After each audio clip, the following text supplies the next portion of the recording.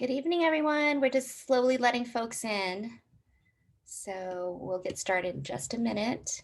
And just for the record, we are recording this session for your colleagues who can't attend and also just for posterity, and we'll put it on MPH Central if you need to refer back to it.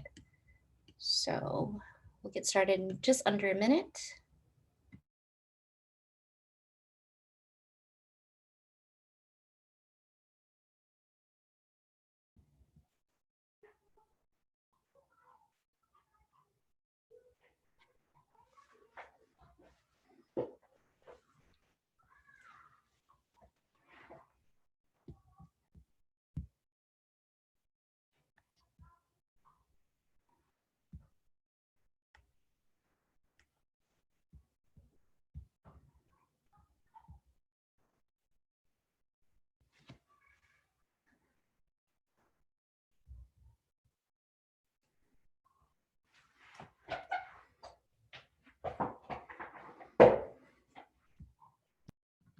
Why don't we go ahead and get started? Sound okay? All right, good evening. My name is Nam Nguyen, for those of you who I have not met yet. I'm the Graduate Student Services Coordinator. I'm the one that usually sends you a bunch of reminder emails, so welcome. Dr. Santos and I just wanted to take some time out this evening to just go over the final steps after you've completed your thesis and capstone. I know a lot of you are in the mix right now, so we just wanted to make sure that we give you this information, so as you are really headed towards the finish line, this is already in the back of your mind, so you can just jump right in and just finish it all, okay? Does that sound all right? So we'll just jump right in. So today we're gonna be going over defense logistics, including etiquette. I'll talk to you a little bit about ScholarWorks and what that is. We'll talk about ADA formatting and ETD forms and ETD fees. So what ETD is, it's the electronic thesis dissertation. So ETD is the acronym we'll be using for tonight. All right. And now I'll pass it over to Dr. Santos. All right, so by this point, hopefully those of you here have heard from your chairs about scheduling your thesis defense. So if you're not aware, first know that the pre-scheduled times are between Friday, the 16th of April through April 28th. If you haven't seen sort of the blank schedule, let's see, I believe I'm able to share my screen. I'm just going to share it. Oh, no, sorry, you're right. That is not possible. I am not going to share my screen.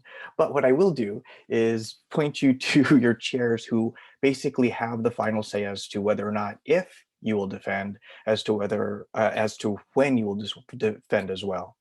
Now, if you can't make the actual slots that we provide for you, you can schedule with your chair a different time, but then the onus is on you to set up all of the electronic links. So next slide, please.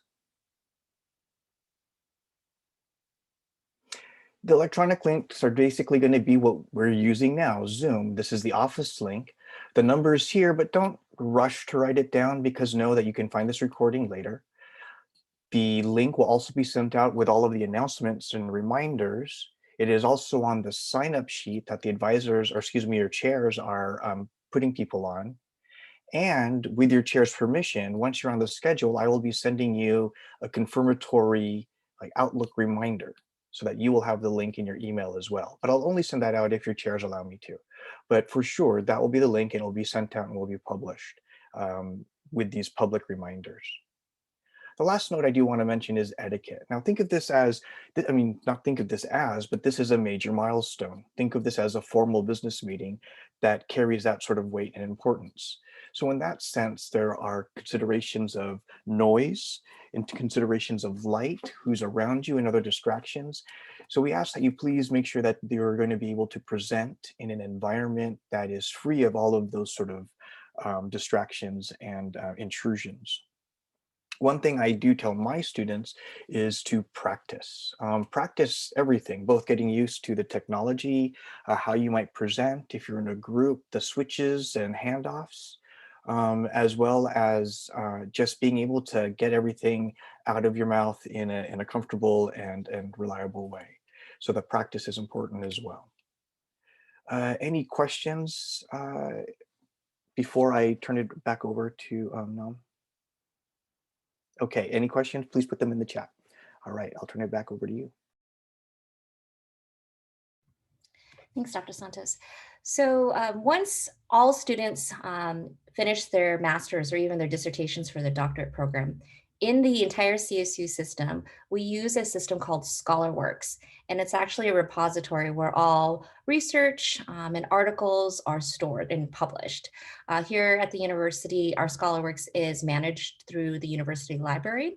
So once you have defended, all the final edits are done on your thesis and or capstone paper, it's been signed off, you'll upload it into the ScholarWorks system.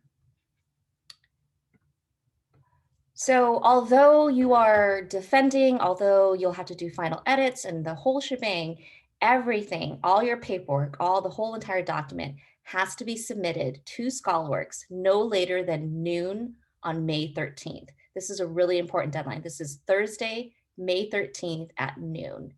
If you hit 12:01, you will not graduate this spring. You'll be deferred till summer.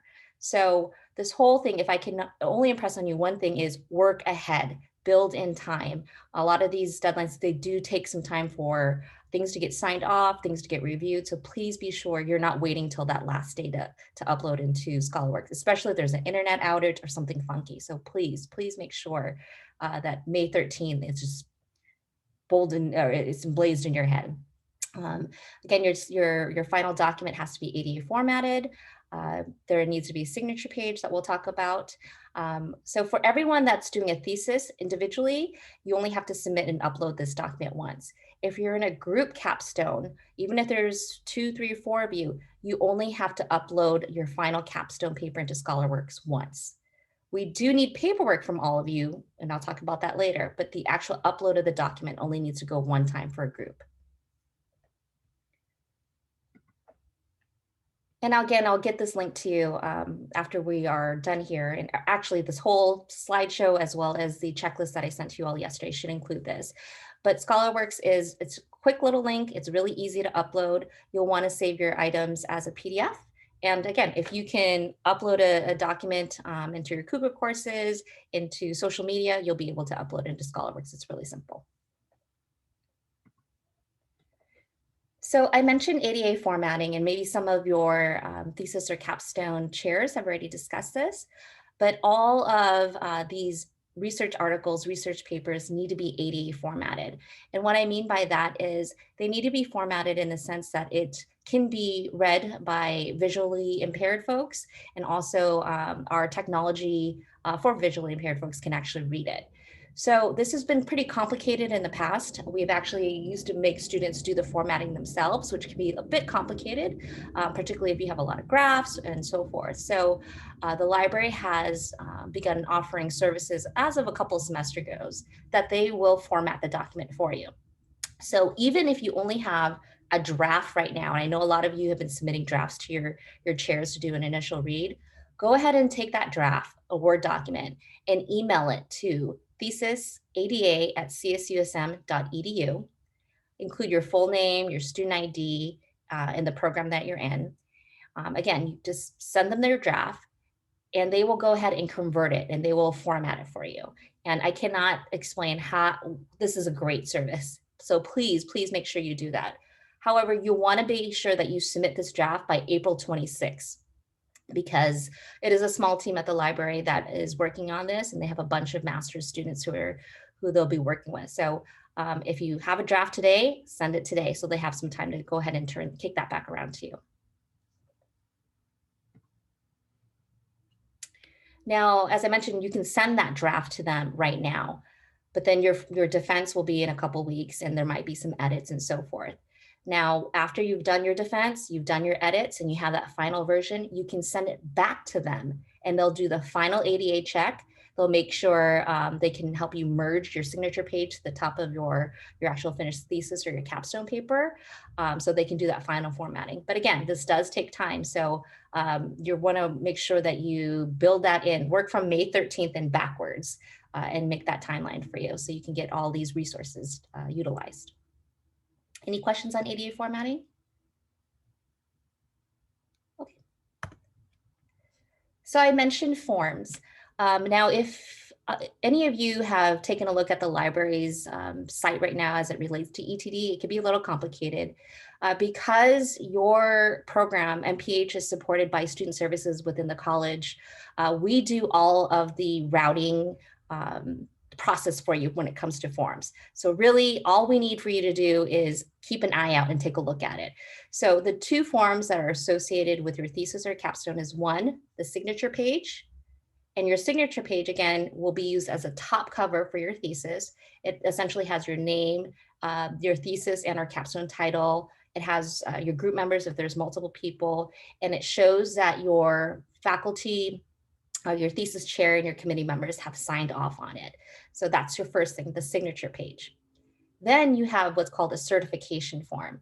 Now, what the certification form is essentially it allows the library or tells the library if you are going to be allowing open access to your thesis or capstone paper, or if you will be embargoing it. Essentially, for most of you, you will offer open access. For those of you who perhaps are working with a faculty advisor or faculty chair and using a portion of your thesis to perhaps publish an article later on, or perhaps you want to use it for your own personal scholarly work and you don't want to essentially share your data right away, you can choose to embargo it. So that means when folks go on to the ScholarWorks page, they won't be able to find your research for at least 1 or 3 years, depending on what you select. Dr. Santos, do you want to say anything about embargoing? No, other than exactly what you just said, that if there's a reason for you not to want to release your work at this point in time, then do this. So, for example, last term with a student, we're going to publish her work on Medicare dental usage, and that is embargoed currently for 1 year, so we can get that publication together and out. So, if you and your chair are thinking about doing that, I highly suggest it, but otherwise, I wouldn't bother. Yeah, again, so just to reiterate, the majority of you will choose to allow open access. So if you don't choose or check a box, I'll just follow up with you and we'll just double check to see what your options are, okay? So these are the forms that need to be signed, your signature page and the certification form. Through this process, we'll be using Adobe Sign to get your electronic signatures. One of the items on the checklist that I sent to you all yesterday is I need for you to submit the information that I will use to populate these forms so that all you need to do is e-sign it. So what you'll do is you'll go onto this page, you'll fill out all your information, just essentially who your chair is, your second committee member, your thesis and or your capstone paper title, and then the day of your defense, I'll go ahead and push out these Adobe Sign requests so that the routing process can happen. So again, the routing process won't occur until the day of your defense. So nothing needs to be signed until after then. And it's all through Adobe Sign. So for your signature page, once I push it out, the first request will go towards your chair and your chair will sign off. And then it'll go to your second and or third committee member if you have a third committee member. Once your chair and your committee members sign off, you'll get a copy of it. And again, you'll take that and merge that as a top cover of your thesis and or capstone paper before you submit it to ScholarWorks to the library. The certification form is where once I push it out, you actually have to sign it first. So if I was a student, I defended in my email, I'll get a request to e-sign it. Once I e-sign it, then it'll go to your faculty, your committee chair, and then it'll go to Dr. Hullub as the director of the MPH program to sign off. Once that gets signed off, you'll get a copy of that as well. You do not need to do anything with your certification form except for to e-sign it. There's nothing you need to do after you e-sign it. I will submit that to the library on your behalf, okay? You will submit the signature page to the library as a top cover. I will submit the certification form on your behalf. So again, just to reiterate, the Adobe Sign request won't go out until after your defense. When you e-sign it for your certification form, I know some of you might have some personal Adobe accounts. You might have something for maybe your employer. Please be sure that when you're e-signing, you sign into Adobe Sign using your CSUSM Cougars email address. okay? Not your Gmail or whatever. Only use Firefox or Chrome, turn off any pop-up blockers. If you have any tech issues, just let me know. Okay. The other item that we do need is your ETD payment. All students submitting their thesis and our capstones are required to pay $25. And really what that does is the upkeep of ScholarWorks, as well as help subsidize the staff who do like the ADA formatting and so forth. So all payment needs to be done electronically. Again, I'll get this link to you. You'll just go ahead and pay the $25 online. Once you pay the $25 online, you'll need to send me a copy of your receipt. Okay. If you were on the library's website, it might say, send it to them. Don't send it to them, send it to me, because we'll manage that process for you. I will go ahead and take your ETD receipt along with your certification form and get that to the library on your behalf.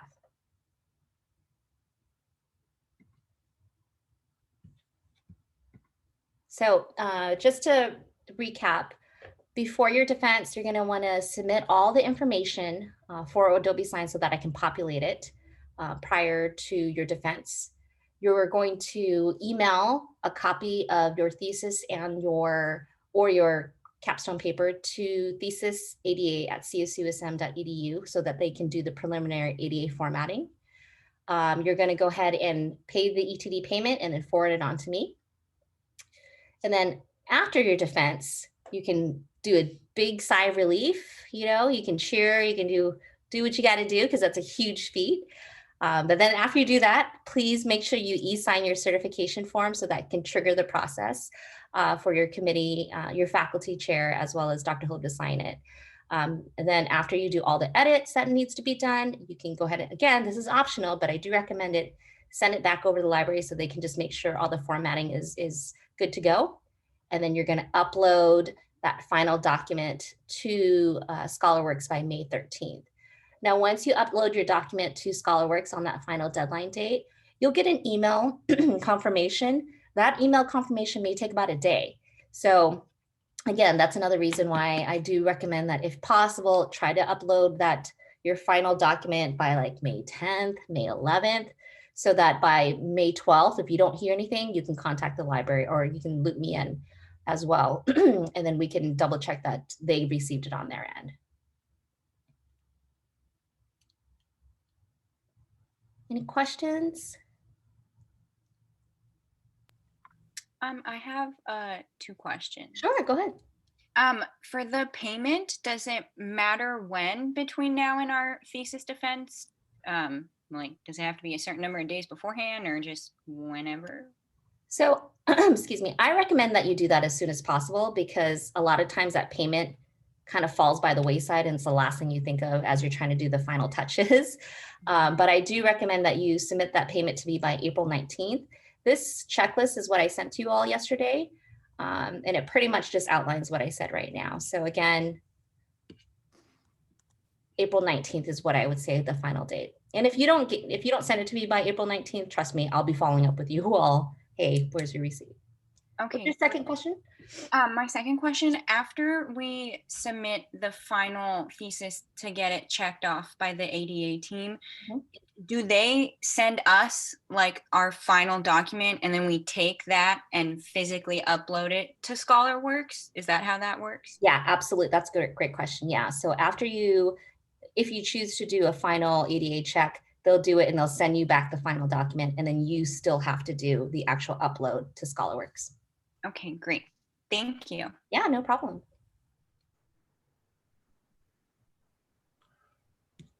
Other questions? Yeah, one question here, please. Sure. So you said you're going to send the video to us all. Can you send the slides too outside the video? I'll send the video, the slides. I'll do like a little recap, like a checklist recap, and then I'll resend also this checklist again in case you miss it. Thank you. And I know it's a lot of information, and I know you all are juggling so much as you're trying to get to the finish line on that. So if there are any questions, don't hesitate to contact me or Dr. Santos or your chair about the process. Yeah, I have a question. Sure. Yeah, so let's say, for example, going through all the process, submitting all those forms, because sometimes my internet won't be working, Mhm. and then on my end it will show that I submitted. For example, even when I'm making online payment, it might show that I paid Mhm. on my end, but then at the other end, the payment won't go. Is there a way that a person will get notified that, oh, you didn't make the payment, or you didn't submit this document, even though your internet was so slow, but when you submit it, it shows submit. Got you. Okay. Yeah. No, that's a good question. So in regards to your fee payment portion of it, once you actually make the payment, you'll get a receipt. So if you don't get an email receipt back, your payment didn't go through. Okay. It could have been like stuck in transit or whatever the case might be. Yeah. If that's the case, I can put you in contact with Student Financial Services, who manages the online portal for payment. Now, in regards to the signature of the forms, because I do a lot of the back end stuff, I'll see where it's been open, where it's been submitted or not. So if I don't get a signed form for you, I'll contact you directly. So you'll get an Oh, email. nice. Yeah, that's great. In regards to the final upload to ScholarWorks, that's where it's a little bit tricky. So once you upload to ScholarWorks, it'll give you like a thank you for your submission process, or whatever the case might be, like a blanket statement. I would screenshot that page when it says thank you, we'll be following up with you. Okay. And then about 1 to 2 days later, Carmen from the library will send you an actual formal confirmation of receipt. Nice. But oh yeah, you all will be hearing a lot from me in the next couple of weeks, just like, I don't have this, I don't have that. But yeah, don't worry about it. I can understand that. Now that you mentioned the payment, I just want to show something. On this checklist that I send you, I do have a link for the payment. Sometimes because it's secure, it's a secure link or a secure site, you may not be able to open it. It might bring you up to a funky screen. So I suggest that you copy and paste it. It'll bring you to this page right here, which is just the ETD library page, which I should probably share can you guys still see my screen? Yeah? Yes. Okay, perfect. So you're gonna wanna go down to the submission process, go down and it says pay the fee right here. That's where you're gonna wanna click on it. And this is what the payment page looks like, in case like you get something funky with the hyperlinks.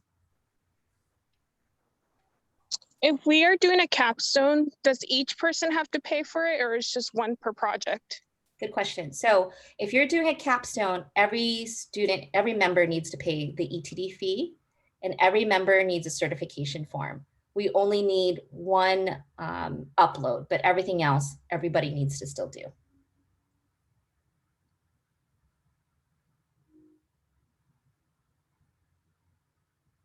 Other questions?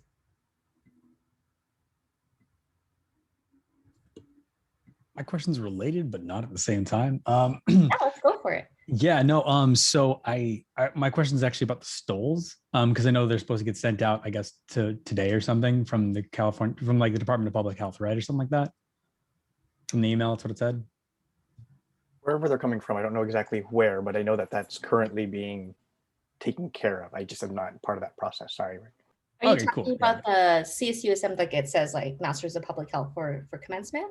I guess I don't know whatever the stoles that they said they were gonna send you some stoles. I was like, Yes. cool. So Jessica from the department usually coordinates that. She's done that for last spring and December. She'll collect all that mailing information, and then she'll mail you each the stoles. But that usually doesn't happen until, I want to say, like May, unless you guys got a different email. Did the email say confirm your email address or your mailing? Yeah, it said confirm your mailing address by April 1st. Okay. So I assumed that it would be sent out at some time early April or whatnot. I think she's going to need for you to confirm your mailing address, and then we just need to make sure that we have enough stoles. And if we're not, we need to do some ordering before the actual Fair enough. The process. Makes sense. Thank you. And for sure, the intention is when we have our virtual event that people have stoles, and that's the intention. Whether or not the mail will cooperate, we're crossing our fingers. So yeah, fair. Thank you. Yeah. Any other questions?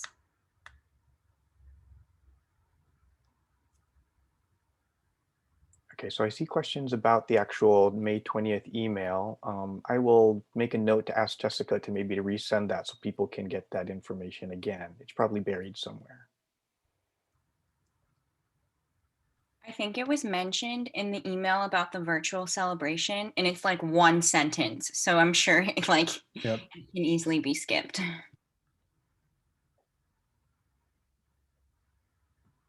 Was there another question, Dr. Santos, in the chat? No, I'm just seeing comments and the discussion, but not a specific question. Okay. Okay. Yeah, I know a lot of this was just back-end stuff, but again, we just want to make sure there are a lot of steps along the way that we just want to make sure that you all are aware of what needs to be done, in addition to the Herculean task of writing your thesis and you're finishing your capstone. So as you're progressing, again, I'm sure half of this will fall out of your head. Don't worry, I'm going to send up follow-up emails. It's totally fine. And I'll continue to send probably weekly emails until the semester is done, just to make sure that you all have everything you need and you feel supported and you know what's going on. Okay. Yeah, that would be very helpful because sometimes the email can go to spam and then you don't see it. Yeah. Yeah. Well, make sure you put my email address so it's an important address and it doesn't go to your junk folder. Yeah, I will do that. Yeah. All righty. Well, I think if we don't have any further questions, we'll go ahead and let you go for the afternoon or evening. Oh, there's one more. Sorry, before everyone goes. Rule is asking about submitting the capstone if there's a certification or like some sort of notification, not certification, notification. Does ScholarWorks kick one out? I'm sorry, can you say that again? Rule wants to know, after submitting the capstone, does everyone receive a notification? So after you upload, and this is what the upload looks like. After you upload it, you'll get like an automatic, it'll say, thank you for your submission. So you can screenshot that. But then 1 or 2 days after you have actually submitted, Carmen Mitchell from the library will send you an email confirmation, a separate one.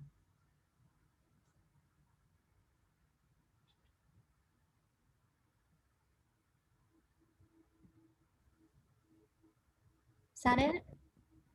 Hi, hello, can you guys hear me? Yeah. Hi, I don't know if you guys can see me too. Hi. So I think this is like really great information. Thank you so much for putting this together. And I think one last question is, I feel like this whole time I've been holding my breath. Is there any sort of advice that you guys can give us about this final steps?